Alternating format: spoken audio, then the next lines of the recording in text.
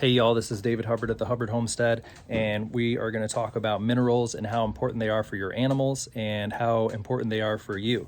Yes, that's right. So I'm here in the goat barn, and goats are super curious. So here I am recording a video, and these goats want to see what's going on. They want to nibble on everything and jump on everything, and they just want to test the limits of all your infrastructure that you build. They want to see if it's goat proof. That is normal vocabulary. Is something toddler proof, and is it goat proof? That's the two big challenges here at the Hubbard Homestead. Those who have toddlers know what I'm talking about, and those who have goats know what I'm talking about. One of the sayings is, if your fence will not hold water, it will not hold a goat. So there's a couple of ways to do the minerals. This is one that's proven to be goat proof. This is just a PVC, dry fitted, no PVC glue or anything. And so the PVC is gravity fed with goat mineral, and there's just powder in here, and they just kind of lick and eat it up. And this is a high quality mineral, and so that's proven to be useful and goat proof, which is great.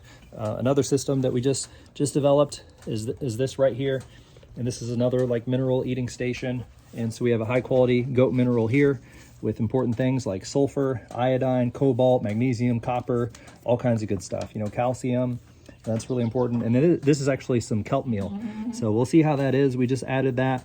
I've been interested in getting some kelp meal to see if they would eat it. That's a high source of iodine, and we'll see if the goats show interest in it. Goats can get some minerals from their feed, but believe it or not, I don't believe that they get enough mineral from their feed. They need a mineral supplement. And so providing a mineral that stays clean and fresh and that goats won't just jump in or knock over is the challenge. So those are the two systems that we've developed.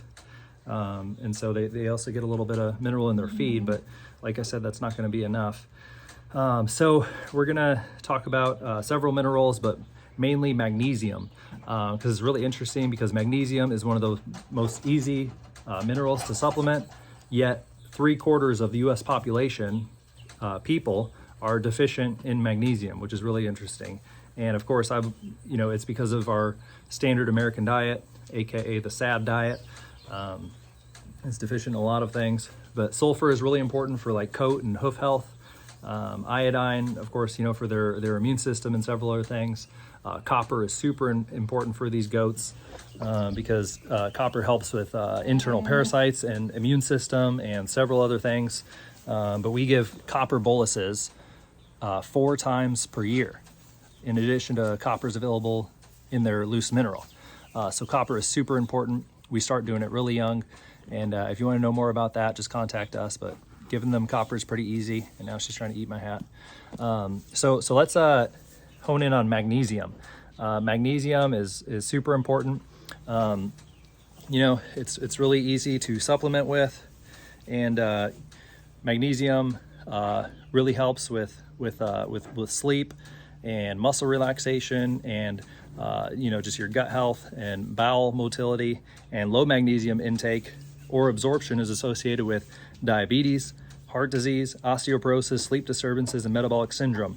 So that's really interesting. Magnesium helps with sleeping and so much more. There's actually like 300 cellular mechanisms of magnesium. So it's an essential mineral.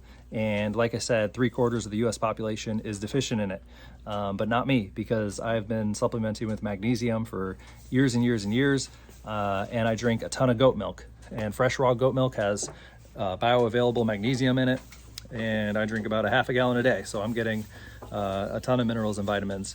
Raw goat milk has every single water-soluble and fat-soluble vitamin, and it has a ton of minerals in it too. So does raw cow milk, and all the elements, all the minerals and nutrients are as bioavailable as it gets in the raw state. So I wanted to go over a couple of facts of magnesium. So in May 2018, the U.S. Department of the Interior, in coordination with other executive branches, published a list of 35 critical minerals, and that included magnesium. And so this list was developed to serve as an initial focus by Executive Order 13817, and that order is called a federal strategy to ensure secure and reliable supplies of critical minerals. And so what's interesting to note is that China is by far the leading global producer of magnesium, and they're responsible for about 80% of the world's supply.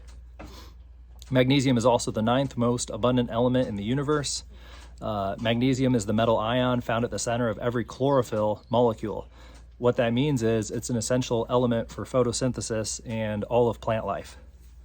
And so it's really interesting that magnesium is the 9th most abundant element in the universe, and how that relates to us as Christians. We as Bible-believing Christians who take God at his word and submit to the authority of his word believe that Adam was made from the dust of the earth, as read from Genesis 2:7. So God used the elements to form man, including magnesium. Magnesium makes up about 2% of the earth's crust. It's in the crust. And so this is a testimony to God's creation and creating man from the dust of the earth. And so I'm here to tell you today that evolution has no place in the Bible. There's no biblical authority pointing to an evolutionary God. God created man in his image and in his likeness, not from an ape, not from bacteria or stardust. God crafted and formed man from the elements of the earth's crust. And so magnesium testifies to this and was there at the beginning, already to be used by God to form man. But there's one vital detail. God breathed life into man. You see, without the breath of God, man is just a pile of elements from the periodic table. And that is exactly what evolutionary atheistic theory is telling people, that at the end of the day, they're a pile of elements that are worth less than a US dollar. Now, doesn't that make you feel good, Mr. Atheist, that your body is worth less than a dollar? But I'm here to tell you today that you have value, individual and intrinsic value, as a child of the King of Kings. You see, God sent his son Jesus so that whosoever believes in him can have everlasting life. Everyone is welcome in God's family. Now, when Jesus died on the cross, magnesium flowed through his blood back into the earth. And so magnesium testifies to the history of mankind from Adam to Jesus and now to you and me. The same magnesium that is flowing through and operating in our bodies right now is the same magnesium that God created in the beginning, formed Adam with, and even flowed through the veins of Jesus. Now, I have to point out that magnesium is an alkaline earth metal, meaning it's a rock. And as we read in Luke chapter 19, verse 40 in the Bible, even if we are quiet, we meaning, humans as disciples, if we are quiet, the stones will cry out. And I want to point out Colossians 1:16 says that all creation was made for God's glory. It says that all things were created through him and for him. Everything in creation declares his praise. Humans are created in God's image, as seen in Genesis 1:27, so we should be the ones at the forefront praising this holy God. Job 12:7-9 says, "But ask the beasts, and they will teach you, the birds of the heavens, and they will tell you, or the bushes of the earth, and they will teach you, and the fish of the sea will declare to you. Who among all these does not know that the hand of the Lord has done this?" Meaning that even the beasts, even the fish, even the birds know who created them.